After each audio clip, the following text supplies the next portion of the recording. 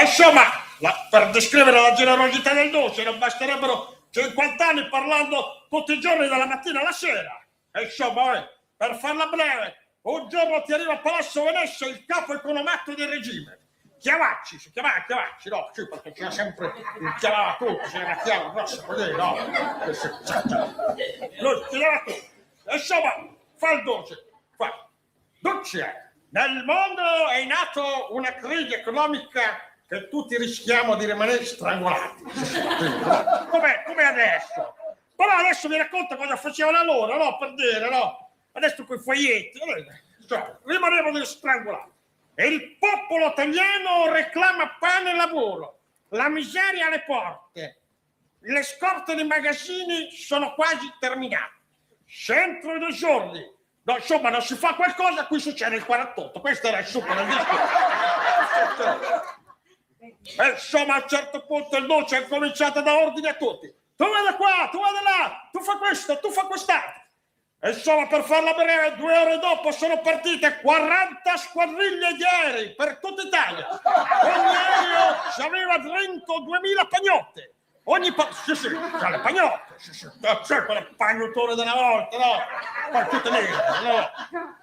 Ogni pagnotta c'era scritta Dux, sì, con la bandierina sopra, no? Che dovevano lanciare sulle città italiane, no? Col paracadutino la bandierina, no? E insomma, una gara che non finiva mai.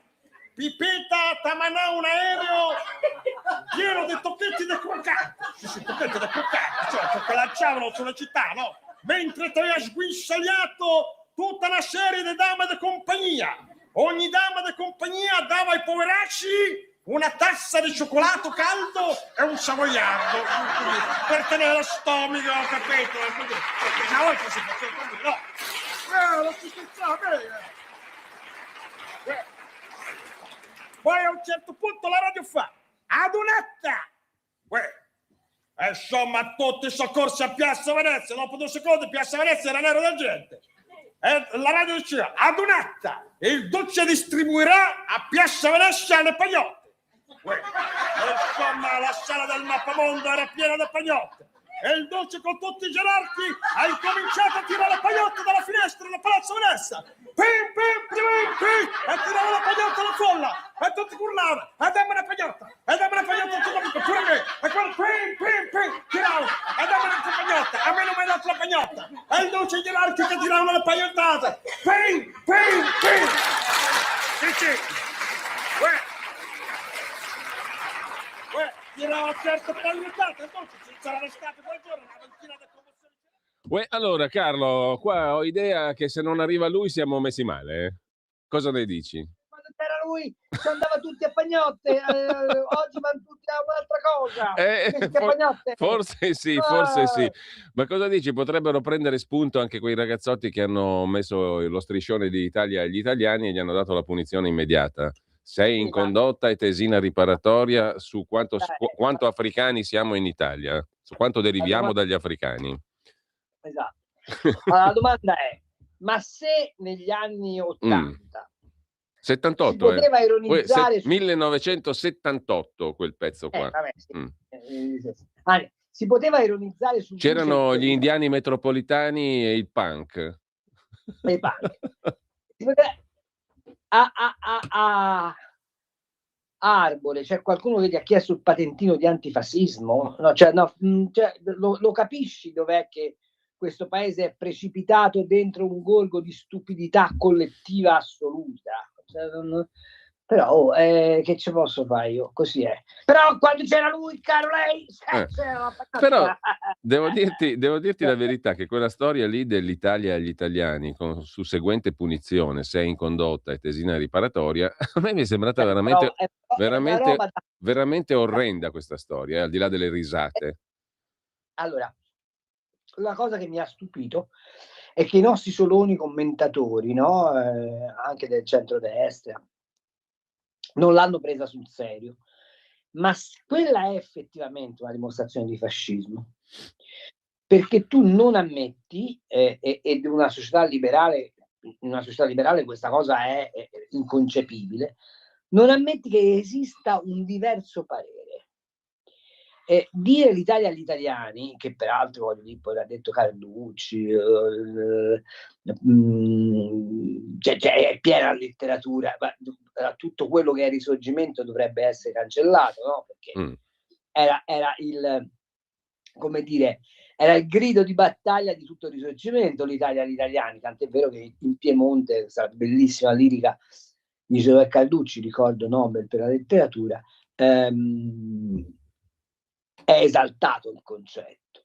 Ma il tema è, se tu hai dei ragazzi che si trovano uno striscione dell'Italia agli italiani, li dai sei in condotta, li mortifichi e contemporaneamente però consenti che sventoli bandiere palestinesi di uno Stato che non c'è, in mano ad un gruppo criminale di attentatori e di assassini, e li giustifichi e glorifichi, a che punto di idiozia collettiva e di deriva diseducativa è arrivato il paese? No, poi gli hanno assegnato un libro del professor Guido Barbuiani, Esatto. Gli africani siamo noi, alle origini dell'uomo. Come a dire, l'Italia agli italiani no, perché noi dobbiamo, no? Capisci? Il messaggio è fin troppo esplicito e io lo trovo una cosa di una schifosità unica, permettimi, non mi viene altro termine. È una cosa schifosa, orrenda. Sì, ma è inaccettabile, capisci? Cioè, come te posso dire? Se io ero la segretaria del Partito Cioè, a due Democratico, che mandano uno striscione, l'Italia agli italiani, che se vogliamo è una banalità per certi versi, poi due ragazzi diciottenni, e tu gli fai leggere, gli fai commentare, gli dai come punizione, tra virgolette, il libro Gli africani siamo noi. no, gli dai come rieducazione, stai attento, perché forse la punizione basta sarebbe ridicola. Allora, per come sono fatto io a 18 anni, divento il triplo incazzato rispetto a queste cose qua, no? Giusto? Anche questo. Ma è proprio l'idea in sé insita della rieducazione leninista, capito? Cioè la gravità del fatto sta anche nella motivazione del perché gli fai leggere quel libro. Infatti. Perché li vuoi rieducare. È roba che neanche Pol Pot faceva, non so se è chiaro. E la cosa che mi fa indignare è che io, se fossi stato Elly Schlein, segretario del Partito Democratico, la prima cosa che avrei fatto, mi sarei scagliata contro questa preside, perché non è un modo per affermare i valori della sinistra. Questo è un modo per rendere ridicola tutto il dibattito sulla necessità o meno di una parità di diritti, di protezione, eccetera, eccetera, di chi arriva in Italia. Cioè, se tu pensi che rieducando i ragazzi fai un'opera di integrazione, non hai capito un cappro. Cioè, istighi alla separazione ulteriore. E dire l'Italia agli italiani significa semplicemente dire, ma dirlo anche in nome di, ora mi viene un nome, lo dico perché è famosa legale, anche in nome di Paolo Egonu, anche in nome dei tanti ragazzi di seconda, terza generazione che giocano nelle nazionali italiane e sono orgogliosissimi di difendere il tricolore. L'hai mai viste le pallavoliste italiane che sono in buona parte di colore, o la Iapichino quando vince le medaglie e suona l'inno nazionale ha più lacrime agli occhi lei di uno nato in Valtrompia. Quindi l'Italia agli italiani significa affermare il corredo di valori che costituiscono la nostra nazione, ma anche la Costituzione italiana è l'Italia agli italiani. E non aver colto che c'è un becerismo e quindi un luogo comunismo contro il quale tu ed io ci battiamo in questa azione della preside è secondo me una dimostrazione di idiozia politica da parte della sinistra ma anche del centrodestra. E benissimo ha fatto il ministro a mandare gli ispettori, benissimo. Il ministro Valditara, in questo Esatto. caso. Anche per capire appunto il nesso, no? Ti do 6 perché... Spiegamelo. Dov'è l'offesa a dire l'Italia? Hai offeso quale norma, quale regola? Semmai esporre la bandiera palestinese ti pone un problema di offesa alla sovranità nazionale, ma dire l'Italia agli italiani quale legge hai infranto? Ecco, tra l'altro questa cosa qui mi fa venire in mente un fatto di cui abbiamo parlato, non so quanti ne abbiano parlato, tu stai facendo la rassegna stampa tutti i giorni, sarai Sì. senz'altro più informato di me, però abbiamo parlato l'altro giorno qui in questa rubrica di una condanna che è stata inflitta il 26 maggio, pochi giorni fa, dal Tribunale Penitenziario di Lovanio in Belgio, a un esponente della destra belga famoso, Dries van Langenhove, che era stato già condannato nel 24 a 1 anno di carcere, una multa e 10 anni di interdizione dai pubblici uffici per violazione delle leggi contro il razzismo e la negazione dell'Olocausto. Però il fatto è che è stato condannato in questo caso, pochi giorni fa, per un reato molto particolare. In questo caso non c'è niente a che vedere con l'Olocausto, la negazione dell'Olocausto, eccetera. Aveva presentato dati sulla migrazione di massa in Belgio, sulle differenze di rendimento scolastico tra i gruppi, sulle statistiche sulla criminalità, sui fallimenti del multiculturalismo. Erano tutti dati come si può dire statistici, Istat, solo che il tribunale belga ha ritenuto che questi dati potessero creare un'atmosfera da noi contro di loro e lo ha condannato. Allora, io trovo una linea retta tra gli studenti di Cesena e questa condanna qua, c'è poco da fare. Sì, la linea retta è ancora più pericolosa, è fra l'indottrinamento che l'Europa sta facendo. Ti ricordo che sulla base di queste affermazioni in Romania sono state invalidate le elezioni, sulla base di queste affermazioni è stata conculcata la volontà popolare in diversi contesti elettorali europei, perché c'è questa, come posso dire, assuefazione al controllo delle opinioni che è pericolosissima ed è perfettamente in contrasto con il modo in cui noi abbiamo inteso fino adesso la civiltà occidentale. Insomma, la famosa espressione non sono d'accordo con te, ma mi batterò fino alla morte perché tu possa esprimere le tue idee, non vale soltanto per chi è politicamente corretto, vale per tutti. Poi la forza della democrazia è quella di riuscire a ingabbiare i pareri ostili o pericolosi in un processo di elaborazione culturale che li vanifica. Allora, se questi avessero scritto sullo striscione Palestina libera dal fiume al mare, tranquilli. Li avrebbero applauditi, capisci? Questo è il tema. Ed è un tema molto pericoloso perché introduce elementi di censura del pensiero. E quello che riguarda questo attivista belga è esattamente lo stesso percorso. Tra l'altro il tribunale, Carlo, te lo cito perché è interessante, no? Il tribunale belga che lo ha condannato, in sentenza i giudici scrivono che non conta l'accuratezza dei fatti, che non conta che le affermazioni siano supportate dai fatti. La veridicità di quanto ho detto è irrilevante, perché ciò che conta è l'intenzione che si deduce dal fatto che i fatti siano presentati. Cioè, se tu presenti una realtà, dei fatti, dei numeri, non contano i numeri, i fatti, la realtà, conta l'intenzione che il giudice vede nel tuo atto, capisci? Anche se tutte le affermazioni di Van Langenhove fossero basate su prove scientifiche e statistiche, ciò non cambierebbe l'intento criminale, scrivono i giudici. Guarda che è la stessa cosa che è successa col cambiamento climatico. Cioè, allora tu mi sai dire che differenza c'è fra la polizia di Stalin, quella di Hitler e questa roba qua? Nessuna. Questo è il fascismo dell'antifascismo, se vogliamo metterla così, anche se non si tratta di antifascismo in questo caso, ma è la stessa cosa che è successo col cambiamento climatico. Tu prova oggi oggi forse qualcosa è cambiato, ma se tu provavi qualche tempo fa a dire scusate, ma ci sarebbero i dati statistici che dicono il contrario, venivi additato a fomentatore di disgrazie per l'umanità e quindi come pericolo pubblico potevi essere isolato dal contesto sociale in nome del superiore interesse alla tutela collettiva. Ma è un po' quello che è successo, ora lasciami dire in maniera come dire, quasi nostalgica, col Covid.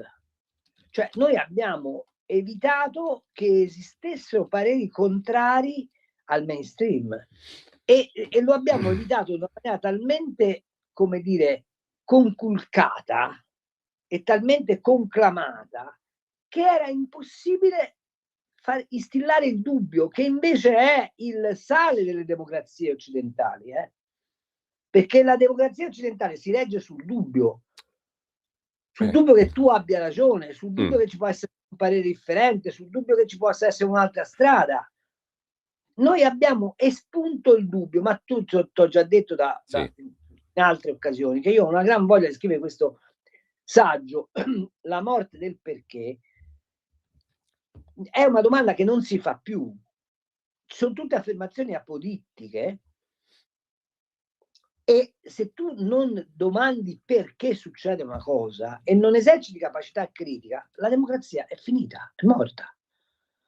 Perché vi voglio far riflettere su questo. Se un tempo il sovrano diceva mi devi pagare la gabella sul grano, tu la pagavi, ma non potevi domandare perché re la devo pagare. E quando le società hanno cominciato a domandare ai governanti perché stai facendo una cosa, e il voto è l'espressione del perché, che la democrazia ha trionfato. Ma se io espongo il perché, sono a posto. Già. Carlo, ti giro qualche messaggio perché poi dobbiamo fermarci per pochi secondi. Allora 340 6709 659 per chi vuole mandare messaggi, poi segnatevi il numero, apriremo anche le linee più tardi, 02 92 94 7222. Scrive un ascoltatore quello che dicevo prima, ma se avessero scritto Palestina ai palestinesi li avrebbero puniti lo stesso, è quello che dicevamo poco fa. È stato il Nobel per la pace. Altro messaggio, punizione per lo striscione Italia agli italiani, vera dimostrazione di fascismo autoritario e veramente stupida. Mi sarei aspettata una reazione, scrive l'ascoltatrice, decisa da parte di tutto il governo. Ma quanti sei in condotta ai bravi ragazzi distruttori violenti dei centri sociali e affini? E infine, prima di andare in pausa, ci chiede un ascoltatore, ma che fine hanno fatto le sardine? Ve le ricordate? Comunque, le sardine. Che fine hanno fatto le sardine?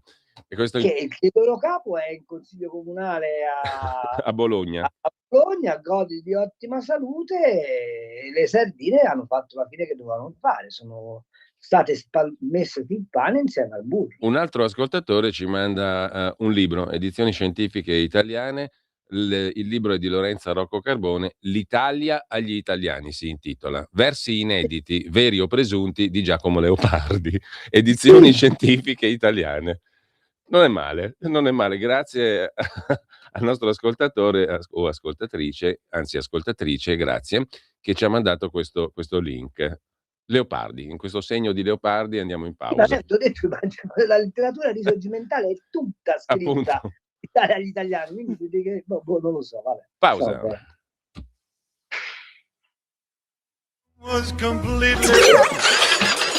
Stanco di perderti i tuoi programmi radiofonici preferiti? Vorresti la tua musica, le tue voci amate sempre con te, ovunque tu vada? Radio Libertà, l'applicazione che trasforma il tuo smartphone e tablet nella tua radio personale. Scaricala ora, è gratis per i dispositivi Android e iOS. Avrai tutta la programmazione quotidiana di Radio Libertà a portata di mano. Scopri di più su radiolibertà.net. Semplicemente la tua radio. Stai ascoltando Radio Libertà, la tua voce libera, senza filtri né censure, la tua radio. Allora ci ha risposto Giovanni, nel frattempo le sardine stanno facendo il girotondo e però c'è anche un audiomessaggio, sentiamo al volo. Buongiorno, sono Giovanni, vorrei fare un piccolo ragionamento, diciamo logico, sulla situazione. È vero che Vannacci promette le stesse cose che aveva promesso Salvini, ma Salvini non le ha realizzate. Vannacci probabilmente non le realizzerà, ma di Salvini abbiamo la certezza che non le ha realizzate, e Vannacci, anche se una piccola, minima, infima speranza, può darsi che riesca a farcela, no? Quindi è logico che uno non ci perde niente, perché se va male è come adesso, se va bene qualcosina si riesce a fare. E io credo che Vannacci altro che l'8, il 10%, altro che l'8, il 10%. Secondo me prende una vagonata di voti. Allora, Il che diventerà un problema perché saranno voti inutilizzabili probabilmente. Buongiorno, un abbraccio. a meno che non rientrino nell'alveo del cosiddetto centrodestra, ma comunque tra il nichilismo e il futurismo è il nostro Giovanni, mettiamola così. Allora, però, per uscire dalla battuta, insomma, mi pare che Giovanni ponga un tema, no? Dice è molto facile da fuori criticare, promettere, quando sei al governo diventa tutto più difficile. E questo è uno dei classici, no? Della riflessione politologica attuale. Però Carlo, siccome te ti sei fatto la rassegnata stampa ieri, l'altro ieri, oggi e compagnia cantante, ci puoi fare il punto secondo te di che cosa si sta muovendo in questo senso? Perché ormai del Vannacci parlano tutti, stratutti, è ospite della Gruber, è ospite di Berlinguer, cioè tutti parlano perché hanno capito che questo qui una certa massa di voti li tira su senza dubbio, no? Mi par di capire. E il favore popolare in questo momento è con lui, perché dice Giovanni è facile, questo qua dice io farò così, farò cosà, ma non ha mai governato e quindi non si è mai confrontato con le asperità del governare e le difficoltà. Dunque, ti rispondo con una cosa che ho detto stamattina alla rassegnata stampa. Se tu prendi Italia Oggi, il titolo d'apertura di oggi di Italia Oggi è 2 su 3 delle agevolazioni previste per le piccole e medie imprese vengono cancellate. Da chi? Dal governo. Questa non la sapevo. Aspetta che la recupero. PMI cancellati 2 aiuti su 3. Eliminate 23 delle 33 agevolazioni gestite dal Ministero delle Imprese, destinate alle aziende di ridotte dimensioni. Sarà felice il nostro Fabrizio da Sabio Chiese e appartenenti a particolari categorie deboli. Altra domanda. Mi vai a vedere per favore quanti sono i bonus che vengono attribuiti ai cosiddetti ceti disagiati? Cioè, il tema è che il governo di centrodestra ha fatto una politica fiscale tutta sbilanciata sul centro-sinistra. Cioè ha fatto esattamente le stesse cose che avrebbe fatto un governo di centro-sinistra. Con una sola diversità, che adesso il governo di centrosinistra a campo largo sta diventando il partito delle tasse e non a caso c'è uno schieramento sempre più forte che prevede, che spera in un pareggio alle prossime politiche per poter invocare il governo tecnico, che peraltro sarebbe contentissimo Mattarella di insediare, con a capo Ernesto Maria Ruffini, che come sapete è stato il direttore dell'Agenzia delle Entrate, e a questa ipotesi sta lavorando alacremente Romano Prodi, e non soltanto Romano Prodi.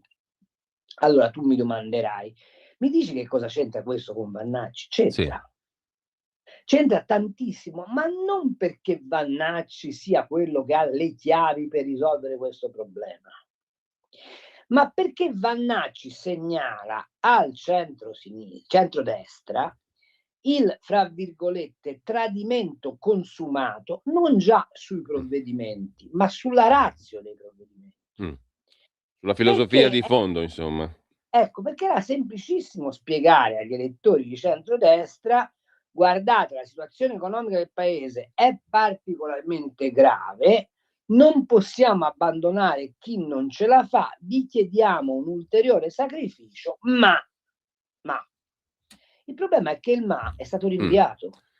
E quando parli del ma, parli di un ma che, se fai i conti, oggi per una famiglia lombarda è un ma indifferente. Cioè, ritenere che il reddito da 60.000 euro lordi sia l'ultima barriera rispetto alla quale tu puoi fare un'agevolazione fiscale vuol dire non aver capito nulla. Un reddito da 60.000 euro lordi in questo paese significa un reddito da 3.200-3.300 euro netti al mese. A Milano con 3.300 euro al mese una famiglia non campa, muore di fame. È chiaro o non è chiaro? Allora, invece di dire faccio la spending review, tolgo via le spese inutili, abolisco qualche ente inutile, levo il carico fiscale e do spinta all'economia, vado in Europa e mi arrabbio, non perché non voglio dare i soldi alle armi, ma mi arrabbio perché non sono d'accordo con questo tipo di impostazione economica che l'Europa ha. Invece di fare questo, sei andato a cercare di mediare sul PNRR, a cercare di... l'esempio plastico è, hai sempre detto no al Mercosur, tant'è vero che adesso l'Unione Europea è costretta a bloccare le importazioni di carne dal Brasile perché sono troppo impregnate di ormoni, e gliel'avevamo detto in tutti i modi che non si poteva firmare il Mercosur in quella maniera, ma gli abbiamo detto sì. Ci siamo appiattiti sulla von der Leyen perché non è inutile che ci raccontiamo, che ce la meniamo.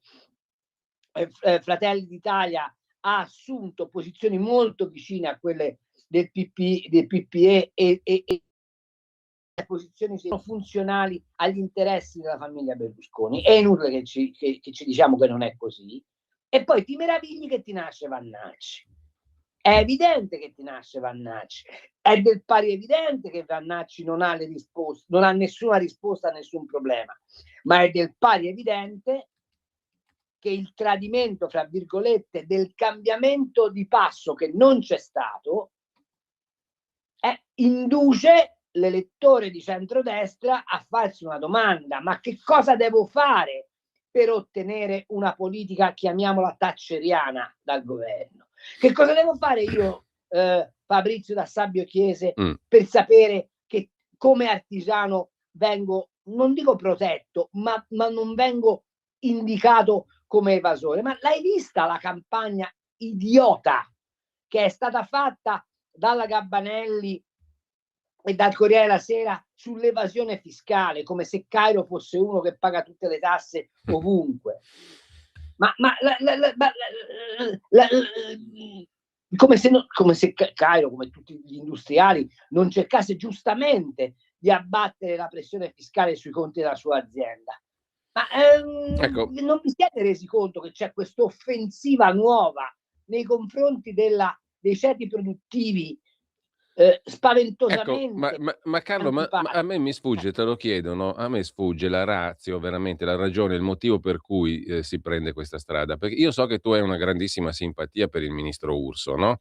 E Sì, questi 23 su 33 aiuti per piccole e medie imprese erano gestiti dal suo ministero, dal Ministero delle Imprese e del Made in Italy, no?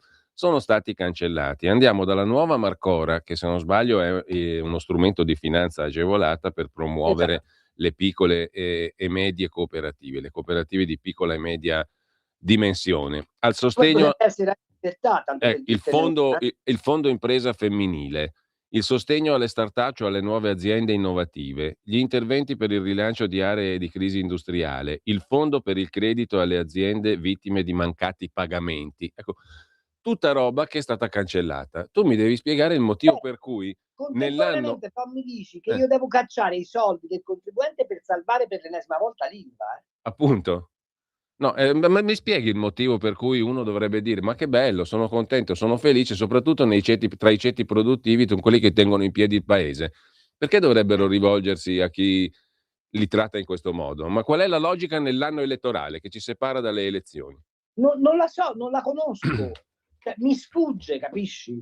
Perché siamo convinti che basta andare al G7 a far vedere che siamo apprezzati a livello internazionale per dare l'illusione che funziona tutto. Non è così. Non è così.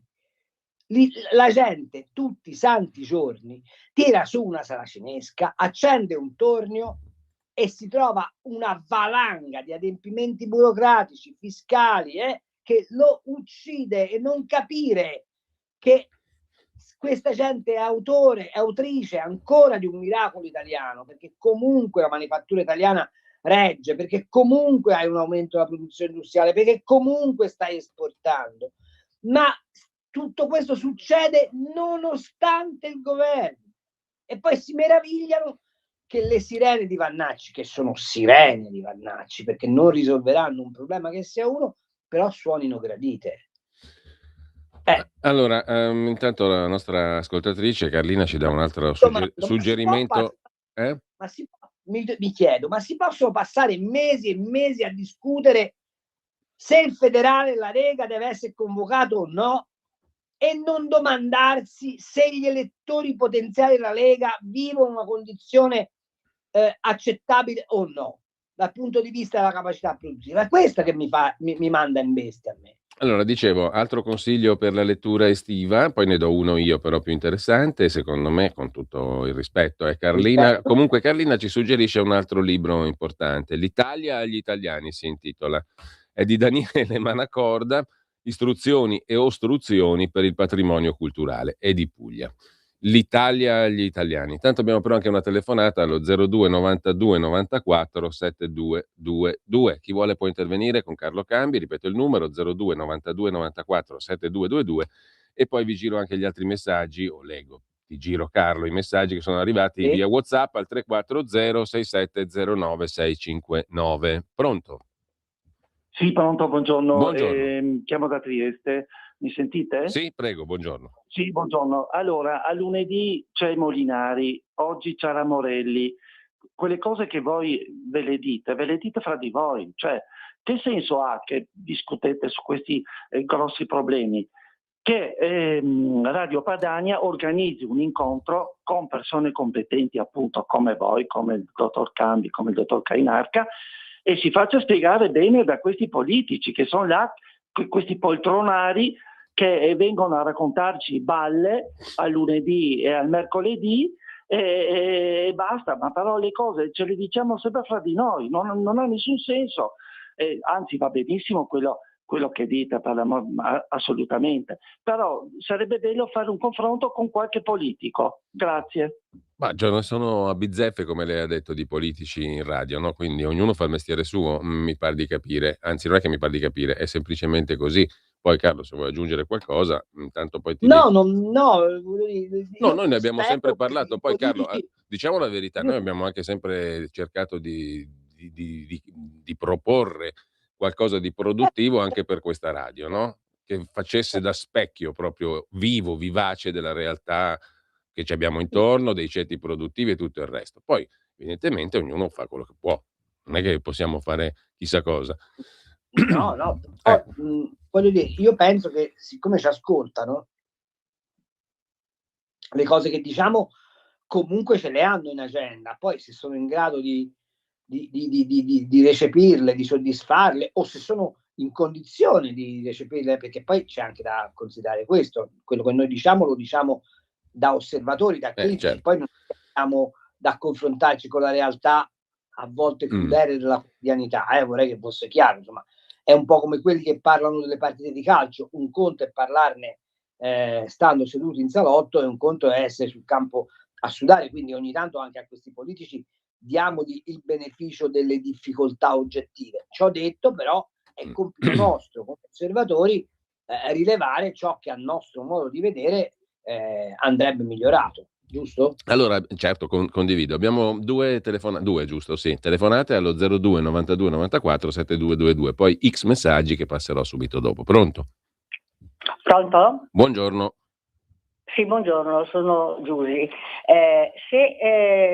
Il dottor Cambi senz'altro lo saprà, perché questo articolo di cui vi leggo il titolo è apparso il 22 maggio scorso sulla Verità. Se lo Stato spendesse come la Lombardia, potrebbe risparmiare 100 miliardi l'anno. La Lombardia per ogni lombardo spende pochissimo, mentre a salire da 3.336 si arriva fino a 11.000, queste sono le regioni a statuto speciale, però 8.000, 7.000. Ma perché in una regione, soprattutto del sud, si deve pagare 6-7.000 euro per ogni cittadino del sud, e mentre in Lombardia 3.300 euro? C'è qualcosa che non quadra qui, ed è una cosa che riguarda, secondo me, l'autonomia, federalismo, autonomia, di cui però, guarda caso, Vannacci non parla, perché per mettere a posto questa situazione, secondo me, ci vorrebbe una rivoluzione, e Calderoli sta facendo tante buone cose per questo. Speriamo che ci concedano almeno l'autonomia, perché non ha senso, ma se noi moltiplichiamo 100 miliardi l'anno per tanti anni addietro, ma riusciremmo a cancellare il debito pubblico? È una cosa che secondo me va anche pubblicizzata questa, perché la gente non lo sa, non fa i conti. Grazie, scusate, buona giornata. Grazie a lei. Sentiamo subito la telefonata successiva, poi ti lascio la parola su questo. Anche Luca Ricolfi aveva fatto da par suo i conti della serva, no? Su quanto danno e quanto ricevono le regioni nel suo famoso libro. Però abbiamo un'altra telefonata. Pronto? Ciao a tutti, sono Marco da Mantova. Un grande saluto a Cambi, che per me è un vate. Allora, no, finisce con la E, tranquillo, eh? Sì, ci siamo capiti. Allora, a testimonianza di quello che dice Cambi, cioè che questo governo ha fatto delle politiche di sinistra, c'è un articolo di ieri su delle affermazioni che Bardella, il vice della Le Pen, ha fatto un paio di giorni fa su un importante giornale francese, dove lui praticamente diceva che, se eletto, taglierebbe il contributo della Francia all'Unione Europea. Christine Lagarde praticamente gli ha mandato un pizzino, gli ha detto: ah sì, se tu fai una roba del genere avremo gli strumenti per metterti a più miti consigli. Se questo non è successo con l'Italia, sappiamo tutti che questo governo non era molto simpatico all'Unione Europea, una ragione ci sarà, altrimenti ci avrebbero già colpito come ai tempi di Berlusconi. Grazie a tutti, ciao. Carlo, ti lascio subito la parola sul sacco del nord, la Lombardia, eccetera. È una cosa che si sa da 30 anni, 40 anni, non so quanto dirlo, ma sai, noi l'alternativa a quello che diceva lei, signora, è il campo largo che tiene dentro di sé Conte, che è l'autore del reddito di cittadinanza, giusto per capirci, no? Il problema qual è? È che la destra, invece di fare la destra, ha scimmiottato alcuni atteggiamenti della sinistra. Quindi questa faccenda dell'autonomia non è semplicemente un problema di autonomia di risorsa, no? Ma è un problema di autonomia impositiva. Cioè, quello che la destra non ha capito è: se io costringo te, politico meridionale, a governare in parità di bilancio, tu devi tassare la tua popolazione, e quindi tutto il populismo derivante dalla, come posso dire, tolleranza alla evasione, tolleranza al mantenimento parassitario, si va a far benedire. Ma vi ricordo che questo male è un male antico del paese, perché la Democrazia Cristiana, per pigliare voti dal mezzogiorno, aveva fatto questo patto: io non ti chiedo niente, tu non mi chiedi niente, e ti accontenti della pensione falsa di invalidità, perché questo è quello che è successo, ragazzi, parliamoci chiaro. E la stessa logica l'ha avuta il PC.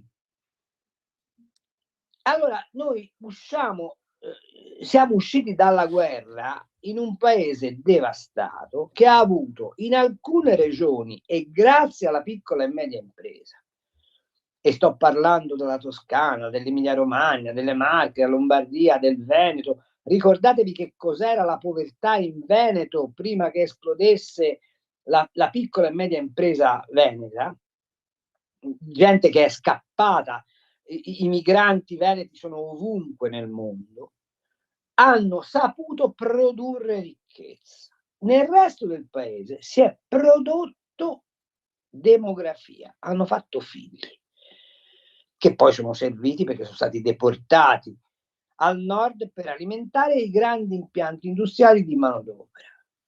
A quel punto serviva una modernizzazione del paese che fosse in grado di aumentare l'imprenditorialità meridionale e fosse in grado di gestire il paese con un equilibrio di bilancio fondato sulla capacità di produzione di reddito dei singoli territori. Tutto questo non è stato fatto perché il PCI e il sindacato lo hanno impedito. Ok? Quindi la storia d'Italia questa è. Oggi perpetuiamo esattamente le stesse cose.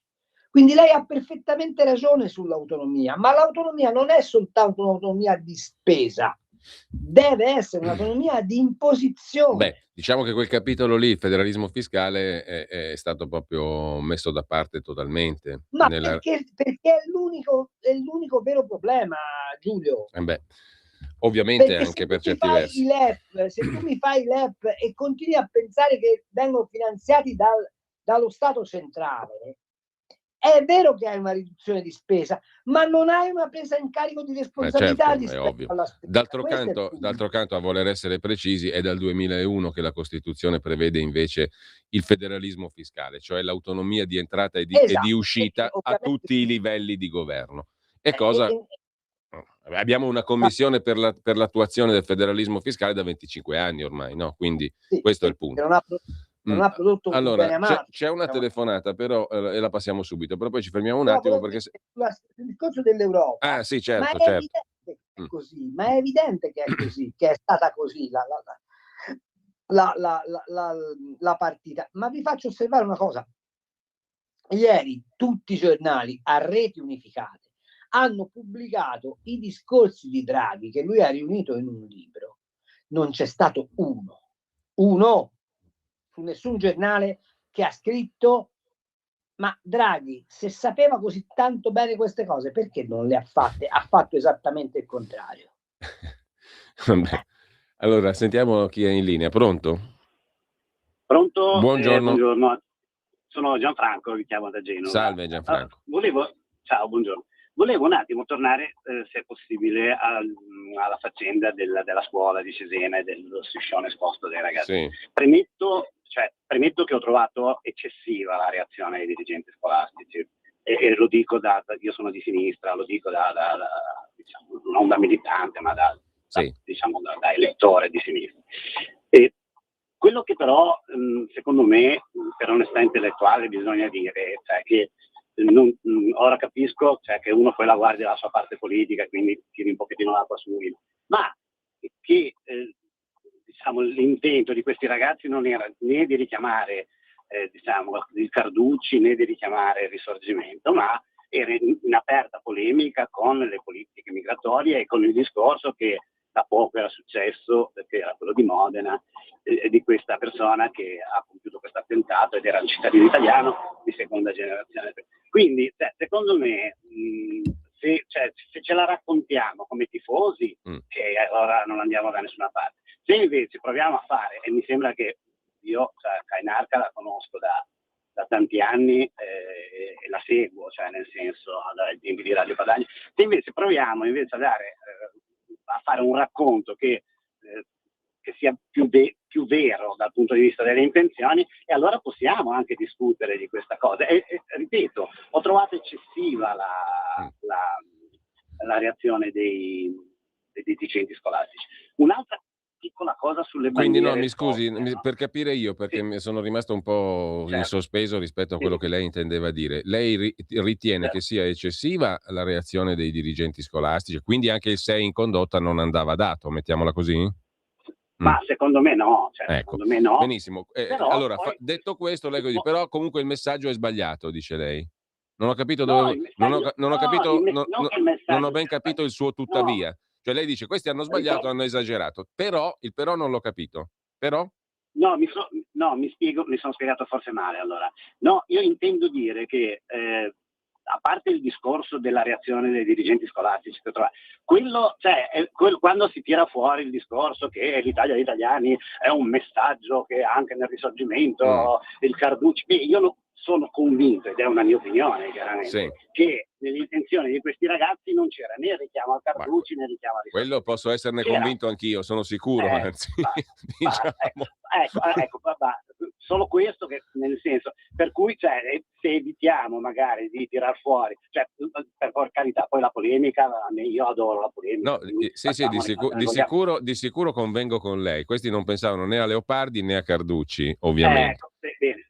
Poi se mi permette, se però lei mi dice pensavano all'attentato di Modena, allora io gli do anche ragione. No, io dico pensavano sicuramente anche all'attentato di Modena, ma comunque diciamo che rientra in una polemica che è presente e forte.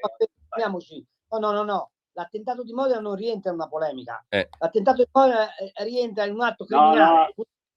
No, non l'attentato di Modena, il fatto dello striscione. L'attentato di Modena è un'altra cosa. No, se mi permette un'altra piccola cosa sulle bandiere esposte. Prego. Io so almeno, poi magari voi avete più informazioni più precise, che esporre una bandiera anche da un'abitazione privata di uno Stato straniero senza la bandiera italiana vicino è un reato. È un reato che ancora adesso non mi ricordo male del codice Rocco, quello che Nord sostiene essere di Mussolini. Allora, quindi è vero che esporre una bandiera è un reato, ma se chi espone la bandiera di qualsiasi Stato mette vicino a quella italiana è consentito. Ecco, io magari... No, allora, io credo che ci sia un'imprecisione. No, non è reato, non è affatto reato esporre una bandiera di Stato straniero in Italia. Si può fare quello che si vuole da questo punto di vista. L'offesa alla bandiera è un'altra roba, è l'articolo 299 del codice penale. Può essere che io abbia delle notizie errate, ma ci mancherebbe. Io mi ricordavo questa cosa perché c'era stata una polemica una volta su chi aveva esposto una bandiera. Il vilipendio è un'altra roba, e tra l'altro colpisce anche chi vilipende una bandiera di Stato estero, per cui quelli che bruciano gli Stati Uniti, la Palestina, l'Israele e compagnia cantante sarebbero punibili. Giulio, perdona. Prego Carlo. Vi ringrazio e grazie a lei. Abbiamo un minuto, Carlo, prima della pausa, lo amiamo. Allora, se l'intenzione dei nostri ragazzi d'Italia italiani era quella di protestare per Modena, eccetera, eccetera, l'intenzione di quelli che espongono la bandiera Propal, che significa dal fiume al mare, cioè cancellazione dello Stato di Israele, è un'intenzione positiva? Appunto. Chiedo. Sì, appunto. Però quelli vanno bene, gli altri no. Appunto, no, comunque ci fermiamo un attimo. La fai facendo un testo l'educazione la fai leggere un testo sull'Africa, o me la fai facendomi leggere Mazzini e la tolleranza verso i popoli e la fratellanza dei popoli? Devi leggere il testo, gli africani siamo noi, così ti correggi, ti emendi e ti rieduchi. Era meglio leggere invece i doveri e diritti dell'uomo, da cui si capisce cosa significa fondare una società civile, no, per l'amor di Dio. Allora, pausa e poi abbiamo molti X di messaggi al 340-6709-659 con noi Carlo Cambi. Lo amiamo tantissimo. Stai ascoltando Radio Libertà, la tua voce libera, senza filtri né censura. La tua radio.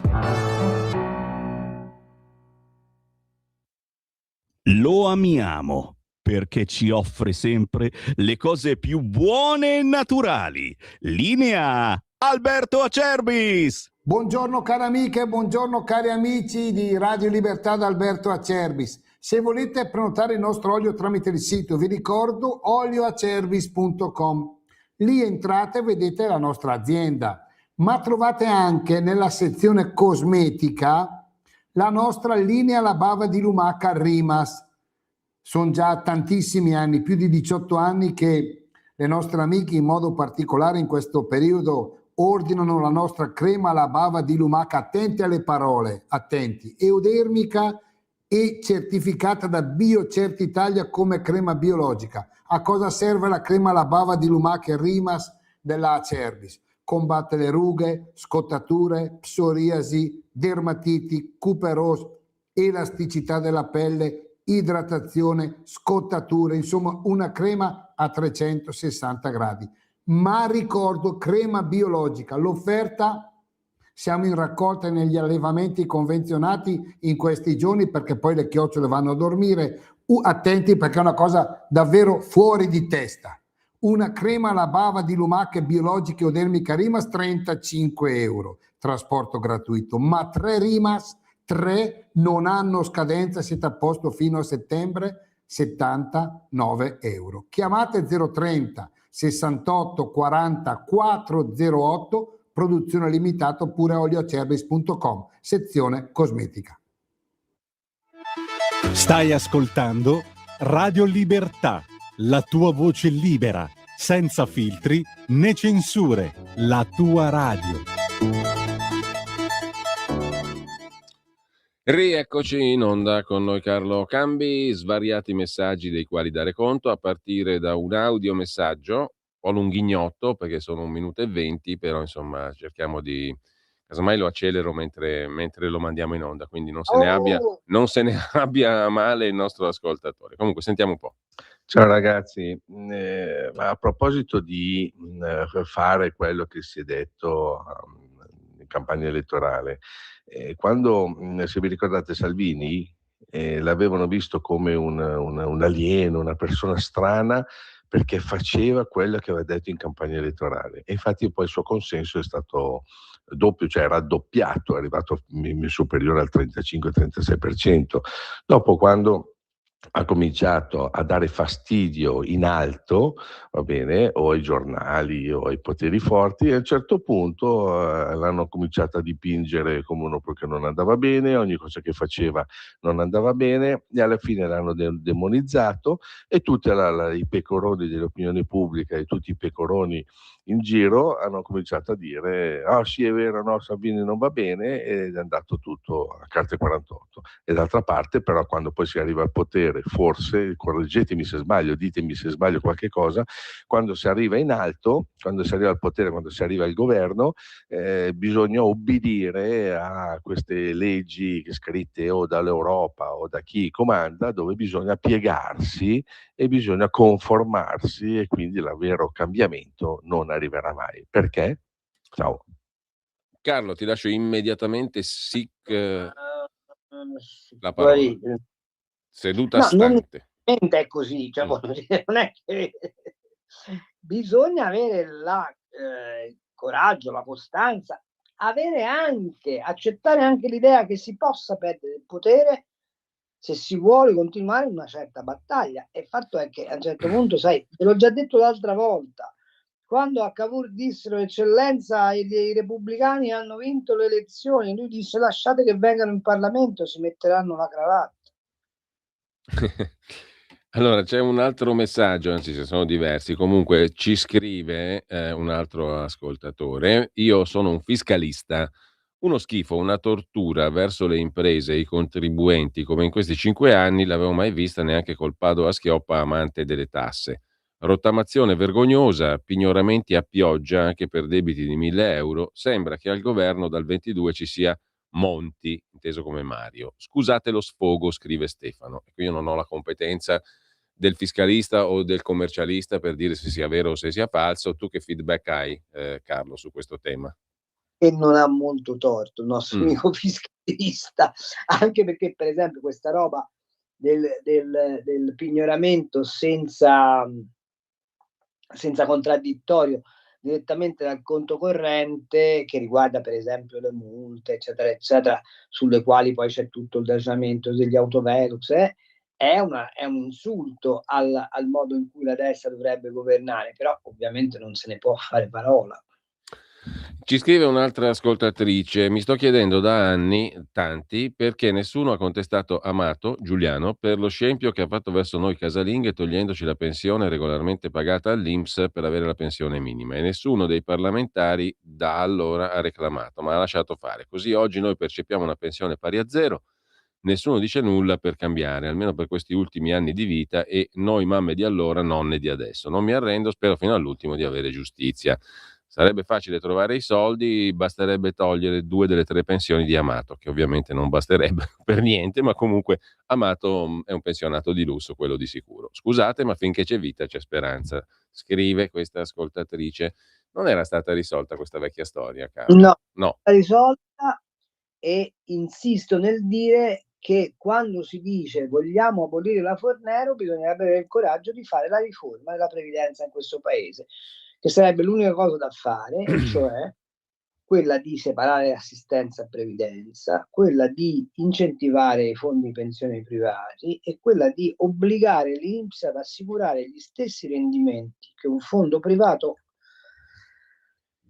assicura ai versamenti dei dipendenti, ma di coloro i quali versano all'INPS. Il problema è che l'INPS è un feudo dei sindacati e della sinistra, e la destra, ennesima occasione persa, non ha la forza di cambiare questa traiettoria, per cui la nostra casalinga, che ha ragione da vendere dal punto di vista della fedeltà dello Stato alle promesse che ha fatto, ha torto, perché non si rende conto che non ci sono le condizioni politiche per questo avvenga.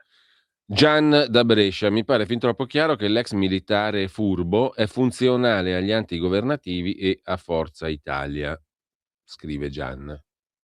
Mi pare abbastanza invece funzionale, questo sarebbe un errore madornale, continuare a raccontare che Vannacci è il cavallo di Troia della sinistra. Vannacci è la cattiva coscienza degli errori che il centrodestra ha commesso nel comunicare e nel governare, punto. E quindi, se il centrodestra vuole sterilizzare Vannacci, deve pigliare alcune cose che dice Vannacci e farle diventare realtà, ed altre cose che dice Vannacci che non stanno né in cielo né in terra, e contestarle con i fatti. Ma se continuiamo a pensare che ciò che accade è colpa degli altri e noi non abbiamo mai responsabilità di nulla, non andremo da nessuna parte. Altro messaggio: bravo, non so chi dei due o tutti e due o nessuno, hai centrato il problema. Prima il cattivo, tra virgolette, era Salvini, ha fallito, e non per colpa sua, ma perché è ingabbiato dai pochi voti che ha. Ora il nuovo cattivo è Vannacci. Dopodiché abbiamo un altro messaggio ancora, Ferdinando da Verona: 14 milioni di persone non pagano l'IRPEF. Come mai non tolgono i redditi di inclusione, i redditi di cittadinanza, le false pensioni di invalidità? Questi milioni di percettori fanno lavoro nero ed evasione fiscale, scrive Ferdinando. Poi Luisa. Una volta mi fai fare una trasmissione con Borghi e Biagnai e spieghiamo al popolo che cos'è la curva di Laffer? La organizziamo. E chiediamo ai governanti del centrodestra perché non si può fare. Sì, volentieri, la mettiamo in cantiere. Luisa, buongiorno. Può darsi che mi sbagli, ma il Mercosur non è stato votato dalla Lega. No, il Mercosur non è stato votato dalla Lega, però c'è un piccolo problema, che il governo di cui fa parte la Lega ha detto all'Europa ci va bene. Allora, Maurizio, Cainarca e Cambi vogliono solo sentir dire sì capo, mentre le critiche con Alternativa aiutano i capi. Cainarca e Cambi, virgola, essi, vogliono solo sentir dire sì capo, mentre le critiche con Alternativa aiutano i capi. Meno servilismo, scrive Maurizio. No, pensavo che addebitasse a noi quella cupa attitudine. Noi possiamo essere accusati di tutto tranne che del sì capo, esistiamo proprio per essere il no capo. Non abbiamo quella brutta attitudine. Antonia da Udine: ho notato che spesso gli interventi hanno la pregiudiziale che a parlare sia un soggetto politico. Quando parla un politico deve essere una balla, perché questo scansa fatica e mangia pane a tradimento, non sa fare altro. Se si continua così, non so come si potrà cercare di creare un futuro per questo paese, se ignoriamo proprio i nostri strumenti di intervento per cambiare le cose. Cioè, finché continuiamo a dire che i politici mangiano pane a tradimento, sono buoni a niente, non andiamo da nessuna parte, scrive Antonia da Udine. Però, insomma, anche qui c'è politico e politico. Poi abbiamo un audiomessaggio che immantinente sentiamo, eccolo qua. Buongiorno Giulio, buongiorno al dottor Cambi. Giovanni da Bergamo, solo per così ricordare che se non oggi e domani, comunque in questi giorni, nella Comunità Europea verrà votata la legge sui nuovi OGM, quelli che vengono passati per TEA, e qualora questa legge passasse verrà applicata anche in Italia. Di conseguenza i nuovi OGM verranno coltivati in campo aperto. Ricordo semplicemente che questi nuovi OGM sono coperti da brevetti, per cui si replicherà tutto quello che è già successo in passato appunto con gli OGM, con i diritti d'autore sui semi, sui diritti d'autore sulle varietà che verranno impollinate in modo incrociato, attraverso l'impollinazione incrociata. Beh, buona giornata a tutti, grazie. Grazie Giovanni, questa è roba tua, Carlo. Giovanni, tra l'altro, è un custode dei semi antichi e rari, è un'associazione bellissima. Le TEA non sono però propriamente degli OGM, attenzione, non sono piante sterili. È vero però che sicuramente ci vorrebbe nello stesso tempo una legge che protegge le sementi antiche, questo sì. E che tra l'altro Giovanni è impegnato in questa associazione bellissima che deriva dai Seed Savers e anche in Italia, nella Bergamasca. Fanno delle manifestazioni e hanno delle piante bellissime, delle cose meravigliose, che sono proprio legate alla storia dei territori.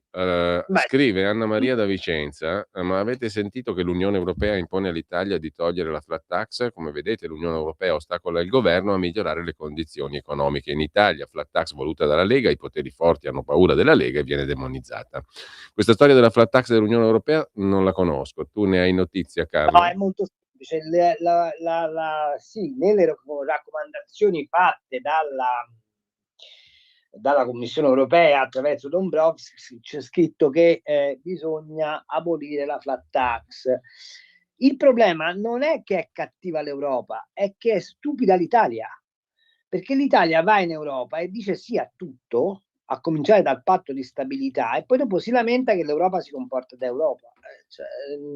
Non è che è cattiva l'Europa, allora, te la dico alla livornese. Nella mia città c'è un proverbio che dice: a fare le cose bisogna essere in due, uno che le fa e uno che le lascia fare, ok? Se tu, per ottenere lo sconticino, come avrebbe fatto Aronne Piperno col Marchese del Grillo, chiudi l'occhio su una serie di cose e poi alla fine, perché hai bisogno di accreditarti in sede europea come un governo non di fascisti ma tollerabile, e poi alla fine il conto te lo presentano. Messaggio di un altro ascoltatore, poi ci sono anche delle telefonate, le passiamo subito dopo. Antonio: la destra fa molto per perdere voti, ad esempio oggi in Parlamento si vota il DDL caccia 1552, riforma della caccia, noto come DDL sparatutto caccia selvaggia. Per accontentare una minoranza di vecchietti sparatutto si perderanno moltissimi voti di giovani e persone attente alla tutela dell'ambiente. Carlo, disegno di legge sulla caccia. Mi sembra una roba probabile, ma insomma i cacciatori sono rimasti ormai una minoranza schiacciante. Credo i provvedimenti sui quali perdiamo voti come centrodestra sono ben altri, per esempio quello in cui abolisci 2 su 3 delle agevolazioni per le PMI. Mi pare un po' più preoccupante rispetto alla caccia. C'è un ascoltatore che ricorda il cardinale Camillo Ruini scomparso, poi chiedo un tuo giudizio sulla figura di Ruini, perché è stato uno di quelli che hanno contato molto, gigante, no? Guarda, un gigante. A parte che era un uomo di una ironia straordinaria e contemporaneamente di una, come posso dire, saldezza di fede granitica. Cioè, come Ruini non nascono più, ma non a caso il mondo l'hanno cambiato in accoppiata lui, cioè Carlo Wojtyła con lui. Allora, questa è bella. Tutti gli insegnanti votano a sinistra, ma sono i primi evasori. Io spendo circa 200 euro mensili per ripetizioni in nero, uguale evasione, scrive un ascoltatore. Comunque, adesso abbiamo una telefonata. Mi sembra una fotografia puntuale della realtà italiana. Una telefonata, pronto? Buongiorno. Sì, pronto, buongiorno, sono Fabrizio. Eccoti qua. Ecco, ti abbiamo evocato e sei comparso, caro Fabrizio. Sì, No, ma lo dico, d'altronde sono sempre le solite questioni. no, lo dico tutti con, quelli che fanno lo gli dico con imprenditori che si danno affetto. da fare per promuovere un po' di progresso e di ricchezza in questo paese ormai sono additati solo come evasori e tartassati, e praticamente stanno un po' prosciugando il lago, no? Cioè praticamente la gente ha sempre meno voglia di lavorare, voglia di intraprendere. Quelli che resistono bene ho visto che sono i veri evasori, quelli che lavorano col privato. E niente, però volevo dire una cosa sulla questione fiscale, sul fatto che questo fiscalista che vi ha mandato il messaggio ha detto che non ho visto una cosa del genere come negli ultimi 4 o 5 anni per quanto riguarda la pressione fiscale, gli accertamenti e tutte queste cose.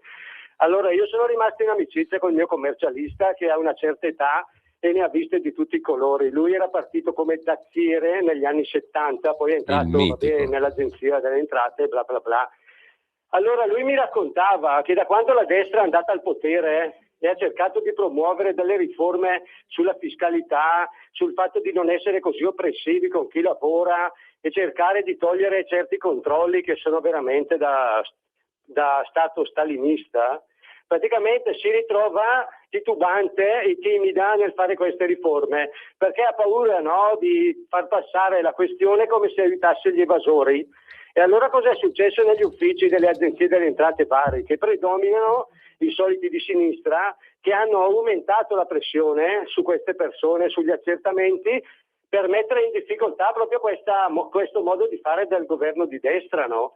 Perché siccome ha visto che il governo di destra è pavido e non fa niente, allora loro, siccome hanno questa mentalità che noi siamo tutti evasori, che chi lavora è tutto un evasore, allora hanno aumentato questi accertamenti che poi si basano solo su delle loro previsioni, non hanno in mano niente di sostanziale, però ti dicono ma a noi risulta che questo non concordi, mi faccia sapere, mi faccia avere i documenti, mi faccia avere gli estratti conto bancari, voglio vedere cosa è successo, e lì ci sono ore e ore darsi da fare, girare come pazzi, mi raccontava questo commercialista.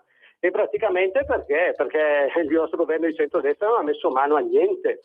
L'oppressione fiscale è rimasta tale quale, c'è la presunzione di colpevolezza che è una cosa che solo in uno Stato comunista può andare avanti, però va avanti così, cosa volete che vi dica? Dopo la gente cerca Vannacci o cerca queste persone o cerca altre soluzioni, però in 4 anni gente non è cambiato niente. Vi saluto. Allora, Carlo, brevissimamente. Che devo dire? Cioè, quanti è che facciamo questa trasmissione? Quanto tempo è che io dico se il centrodestra non parla con i ceti produttivi finirà male? Quanto tempo è che te lo dico? Un po'. Che cosa volete che vi aggiunga? Volete che vi aggiunga il fatto che ci voleva il coraggio di non firmare il patto di stabilità europeo? Che si poteva tranquillamente dire no, a noi di Fitto commissario non ce ne frega niente e non firmiamo questo patto di stabilità che è scritto con i piedi ed è una garrota. Si doveva fare, si è fatto o no, e se ne paga le conseguenze, punto. Senti Carlo, un ascoltatore, Maurizio, ci porta su un altro dei temi del giorno. Per gli abusi edilizi a Milano, arricchimenti vari, leggeremo le motivazioni della soluzione, ma fate quello che volete, la magistratura milanese vi protegge. Poi ci sono le elezioni cittadine, nulla di vergognoso, nulla di nuovo. Ho visto che anche il tuo direttore, Maurizio Belpietro, oggi affronta la questione in prima pagina sulla Verità, no? Per i giudici va bene costruire senza licenze, argomenta Belpietro. Sono stati assolti i tecnici, i progettisti e i costruttori. L'accusa chiedeva pene oltre i 2 anni, la confisca degli edifici, e quindi Belpietro scrive, ma allora da adesso potremo costruire a Milano senza concessione edilizia, come ci pare? C'è da leggere la motivazione no, la cosa è molto più sottile, occhio, perché la soluzione interviene non per non aver commesso il fatto, ma perché il fatto non costituisce reato.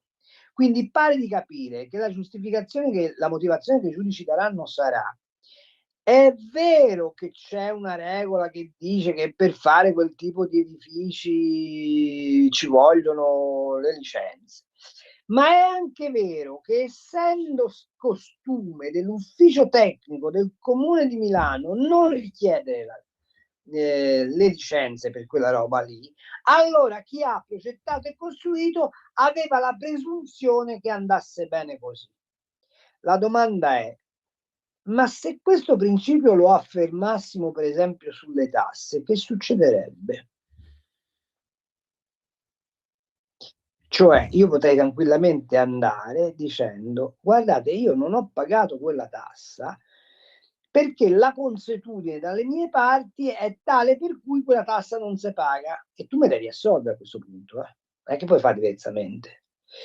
Ecco, devo dire che di che cosa si sono spaventati i giudici? Che andando avanti quell'inchiesta si cardina il sistema di potere delle archistar che comanda a Milano e si mette in difficoltà probabilmente il PD e il Minier della sinistra rispetto alle elezioni. Quindi secondo me quella è una sentenza del tutto elettorale. Poi c'è, avrai letto anche tu, la lobby del lavoro, guadagno, pago, pretendo, che è quella dei milanesi, che è trasversale, riguarda Forza Italia, riguarda tant'è vero, basta che tu leggi il giornale e ti rendi conto che il giornale invece difende a spada tratta queste assoluzioni, perché poi c'è il sistema delle convenienze. Insomma, siamo il solito paese dove il diritto è come la pelle degli attributi maschili che si tira dove meglio conviene. A proposito di Milano, però, mi è capitata adesso sotto gli occhi, l'avrei vista anche tu, l'intervista ad Alessandro Morelli che veniva citato da un ascoltatore poco fa, no? Sui gazebo del prossimo fine settimana.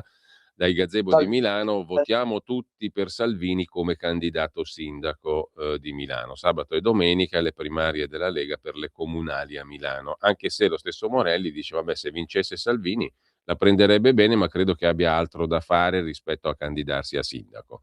Insomma, votare Salvini per dargli più potere nelle trattative per il futuro candidato sindaco di Milano del centrodestra e per dare la sveglia al centrodestra. Come la vedi tu su Milano? Ma la vedo malissimo, se devo essere sincero. La vedo malissimo perché mi pare che la proposta avanzata dalla Russa, che è quello di puntare su Lupi, abbia l'unico vero vantaggio, cioè di non spaventare la Milano da bere, perché Lupi è oggettivamente percepito come personaggio, diciamo così, mite, no? Che potrebbe gestire dei compromessi. Diversamente, secondo me, la lobby della ZTL rischia di vincere di nuovo e siccome Milano è una città strana dal punto di vista della composizione sociale oggi, hai due rischi: o la radicalizzazione fortissima dell'elettorato, quindi succede che nelle periferie magari vince Vannacci e al centro vince la lobby dei Maiorino, per capirci, e quindi hai una città sostanzialmente ingovernabile, oppure hai un esperimento di campo larghissimo dove uno come Renzi va a nozze. E l'alternativa che invece il centrodestra dovrebbe mettere in campo è un'alternativa di solidità, di buon governo, e evocare Salvini o i grandi leader che tutti sanno che poi alla fine non saranno sindaco di Milano non serve assolutamente a nulla. Ci vuole un uomo o una donna molto popolare, di buona volontà e che sia riconosciuto come un autentico milanese, e questo bisogna che se lo cerchino. Ce l'hanno, non ce l'hanno, non lo so.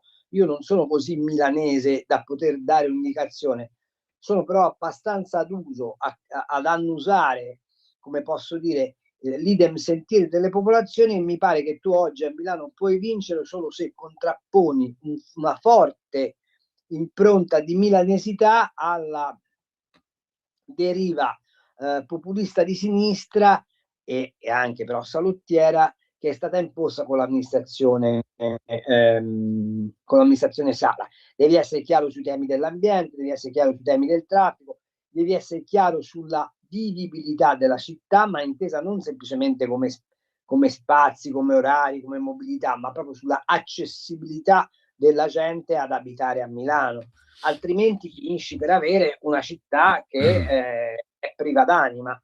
E tu che vivi Milano meglio di me, che sei integralmente milanese, sai di me che oggi il tema vero è: ma Milano assomiglia a se stessa o è altro da sé? Ecco, ci vuole secondo me un candidato al centrodestra che riporti Milano ad essere se stessa. La nostra ascoltatrice che ha posto il tema di Giuliano Amato e la pensione minima alle casalinghe scrive: adesso che sono diventata vedova la mia pensione è stata ulteriormente decurtata da 193 euro al mese a 163. Sono indignata perché i falsi pensionati stranieri prendono la pensione minima in Italia e vanno al loro paese, continuano a prenderla, invece ho versato e mi hanno tolto tutto. Perché per loro, anche senza versamenti, prendono la pensione, invece noi italiane siamo castigate, scrive la nostra ascoltatrice. Purtroppo è vero, no? È vero, non è, ma insisto, anche lì il governo di centrodestra avrebbe dovuto mettere mano non alla riforma delle pensioni, ma alla riforma dell'INPS. Carlo, devi avere le per farlo. Carlo, abbiamo un ultimo minuto o due scarsi. Tu hai citato la prima pagina di Italia Oggi e Pierluigi Magnaschi fa la sua rubrichina quotidiana, no? Il suo corsivo, il diritto e rovescio. E oggi è un diritto e rovescio abbastanza stimolante, per così dire, perché si occupa di Donald Trump, no?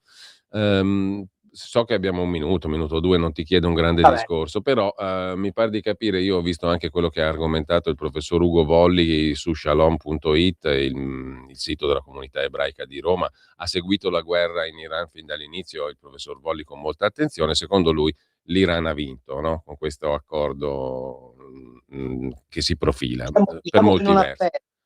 Vabbè, comunque al di là di questo, quello che evidenzia invece Magnaschi su Italia Oggi è molto interessante e ha a che fare un po' col lato affaristico di Trump, messa così. Trump ha lasciato intendere che in Medio Oriente gli americani si potrebbero trasformare in garanti dell'ordine, cioè una sorta di forza mercenaria a garanzia della libertà di navigazione e della protezione dall'atomica dell'Iran, utilizzando anche il loro ombrello nucleare. Insomma, dei guardiani del Medio Oriente. Il compenso per questo servizio di vigilanza è abbastanza caro, perché Trump ha parlato del 20% di tutti gli introiti della regione. Noi veniamo a fare il vigile e voi ci date il 20%. In Italia lo conosciamo bene questo meccanismo, si chiama pizzo. Quello che il presidente degli Stati Uniti ha in mente è il metodo mafioso, scrive Magnaschi. Servizio di protezione, anche non richiesto, in cambio di una percentuale sugli affari che verrebbero garantiti da questa protezione. In Italia abbiamo dei grandi esperti di questo sistema, ma qualcuno è sotto i servizi di protezione dello Stato. Chiaramente è sarcastico il direttore Magnaschi. Tu condividi? Beh, in larga misura sì.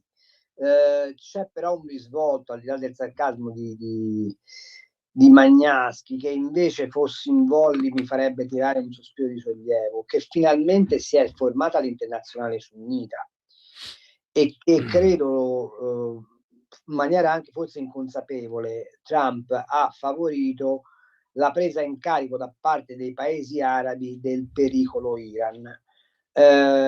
Se la mia previsione è giusta, questo vale molto di più della protezione americana, anche perché ragionano con la stessa testa, cioè se mi rompi troppo le balle io la testa te la taglio, ed è un vero risultato, però questa roba l'ha ottenuto. Mi rubo solo un secondo. Sì. Ed è stato sterilizzare l'appoggio che gli Emiratini, Dubai in particolare, hanno dato finanziariamente al governo iraniano, consentendogli di intermediare il petrolio quando loro erano sotto sanzioni, cosa che oggi gli Emiratini non sono più disposti a fare. Ecco, il vero successo di quello che è successo in Medio Oriente è probabilmente la rottura della compiacenza dei paesi arabi nei confronti di Teheran. Bene, con questo chiudiamo la nostra... Questo li vedrai però alla lunga non è che li vedi domattina. Beh, certo, evidentemente. Intanto io ringrazio Carlo Cambi e tutti coloro che ci hanno seguito, quelli che sono intervenuti, quelli che no.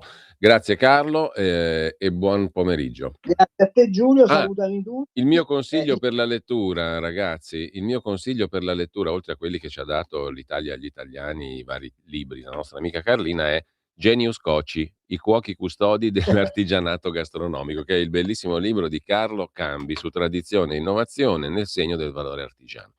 I quaderni della Fondazione Germozzi hanno edito questo libro, che io devo ancora leggere, però già so che mi piace, perché l'argomento è fantasticamente interessante. Ne Vabbè, parleremo. non è come scritto nel risvolto copertina, non è un libro di cucina, ma è un libro di antropologia e di economia. Ma poi ne parleremo qua in questa rubrica, come avevamo detto. Quando vuoi. Grazie. Un abbraccio a tutti. Grazie Ciao. a Carlo Cambi. Chiedo in diretta a Sammy Varin se possiamo mandare un pezzo di musica o se siamo di corsa e mandiamo subito la sigla. Sammy, cosa facciamo? Cosa facciamo, Sammy? Dicelo in diretta. Possiamo mandare allora questa roba qui che è un inno alla marijuana negli anni 20. Dopo la sigla, Viper's Drag del grandissimo Fats Waller, interpretato da Dick Hyman. Il Viper's Drag era la boccata dei fumatori di marijuana. Si rilassavano anche così i grandi jazzisti dell'epoca. E noi ci ascoltiamo questo pezzo dopo la sigla. Fantastico, meraviglioso. Ma non drogatevi mai, porca la malora. Avete ascoltato Gli Scorretti, un antidoto al luogo comunismo.